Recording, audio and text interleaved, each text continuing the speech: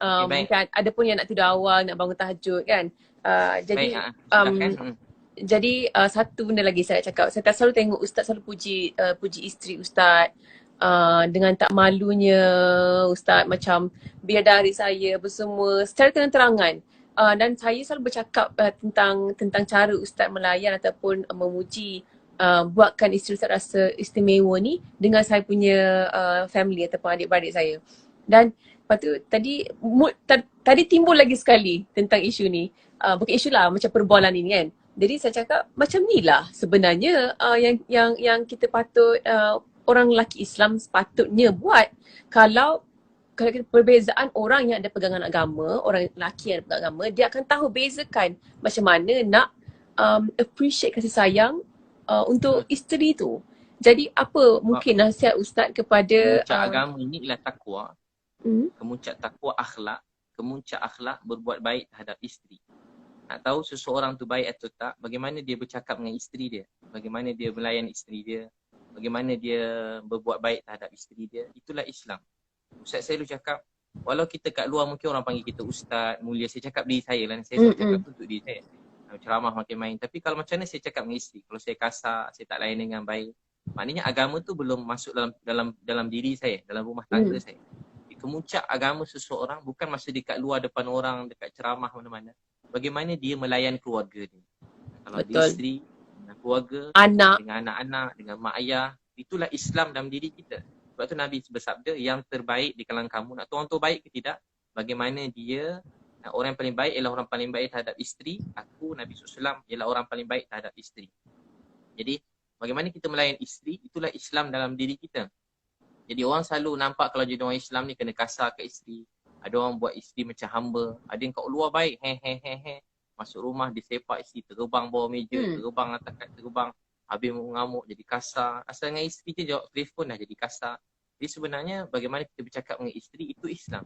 Bagaimana kita cakap dengan mak ayah kita itu Islam. Bagaimana kita cakap dengan anak-anak itulah Islam. Islam, pahala. Satu orang ayah peluk anak. Nabi kata kamu sayang anak ni ya Rasulullah, ya. Nabi bersabda kamu peluk anak, rahmat Allah mencurah-curah pada kamu. Jadi bila kita sayang peluk keluarga, anak mencurah-curah rahmat ke atas bapa rahmat tu. mencurah. Bila tengah sedih ada masalah hidup, sempit, peluk anak. Peluk isteri, peluk suami, peluk mak ayah. Jadi rahmat Allah mencurah-curah. Tapi kalau tengah marah, kita marah lagi anak.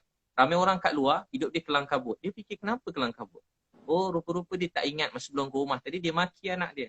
Dia maki isteri dia. Isteri pun tak boleh jawab sebab isteri dia lemah, tak boleh jawab. Sebab tu doa yang dilihat oleh Allah, doa orang yang lemah. Selalu lemah ni isteri kat rumah. Isteri kuat mana pun, tapi kalau suami dia marah, dia jadi lemah juga. Termenung, dia sakit kepala dia, jadi teruk. Jadi orang-orang yang macam ni nampak tak ada kuasa. Isteri, anak-anak kan macam tak ada kuasa nampak selalu dalam ni.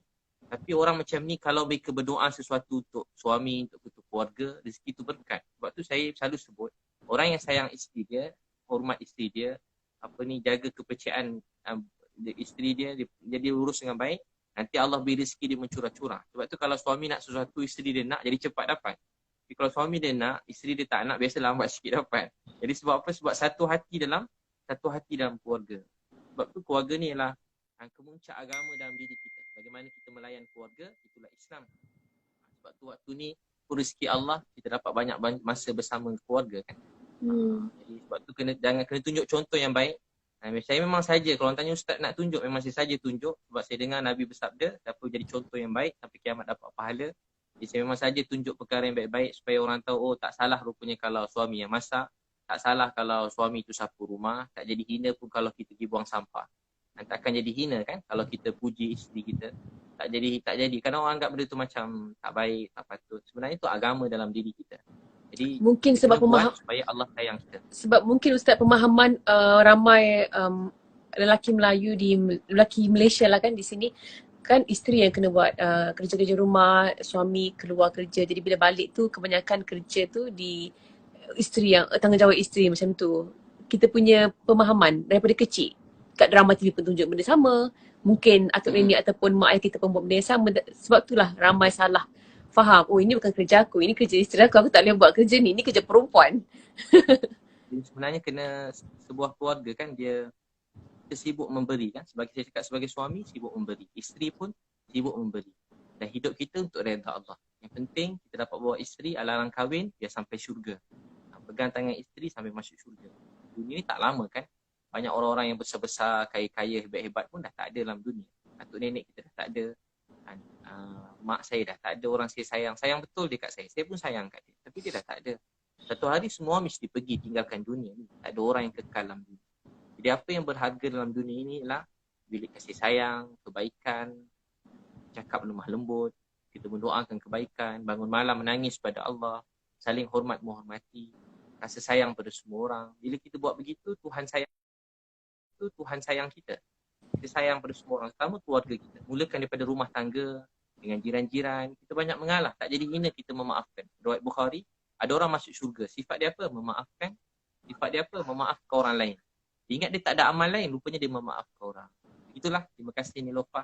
Semoga Allah terima. Kita doa sama-sama. Mudah-mudahan Allah terima kita. Ya awal.